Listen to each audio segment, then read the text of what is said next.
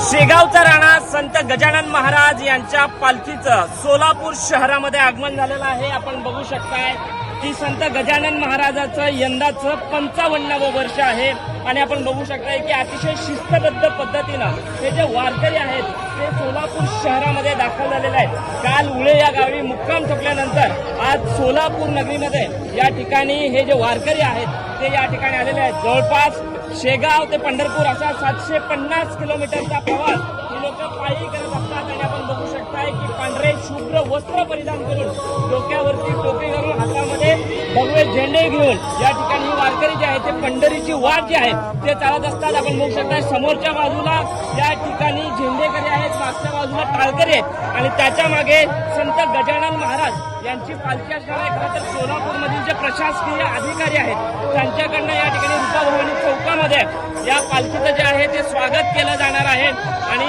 सोलापूरमध्ये आपण बघू शकताय की पालखीचं आगमन झालेलं आहे। सोलापूरमध्ये तब्बल 2 दिवस या पालखीचा मुक्काम असणार आहे। त्यामुळे सोलापूरकरांना आता जी आस लागलेली आहे ती संत गजानन महाराज यांच्या दर्शनाची आस लागलेली आहे। आपण बघू शकताय की या वारकऱ्यांच्या तोंडामध्ये संत गजानन महाराजांचा जयघोष असेल, ज्ञानोबा तुकोबाचा जयघोष असेल तो आपल्याला दिसून येतोय आणि आता या सर्व वारकऱ्यांना जी आस लागलेली आहे ती विठुरायाची आस त्यांना लागल्याचं चित्र आपल्याला एकूणच या ठिकाणी पाहायला मिळतंय।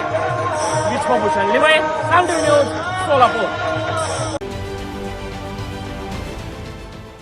देश विदेशातील प्रत्येक घडामोडींचे लाईव्ह अपडेट मिळवण्यासाठी आता साम टीव्हीच्या सर्व सोशल मीडिया प्लॅटफॉर्मला लाईक, फॉलो आणि सबस्क्राईब करा।